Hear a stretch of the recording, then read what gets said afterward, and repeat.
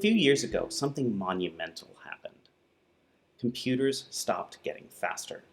Now the game has changed. So the only way to keep making software run faster is to run it in parallel. Unfortunately, many prevailing software paradigms assume our code executes sequentially rather than in parallel, such as object-oriented programming in Java.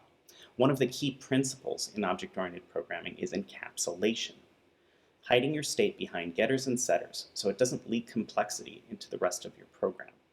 That's all fine in sequential execution, but in a parallel environment, OOP can break encapsulation by calling those getters and setters from multiple threads, yielding chaotic and nonsensical values.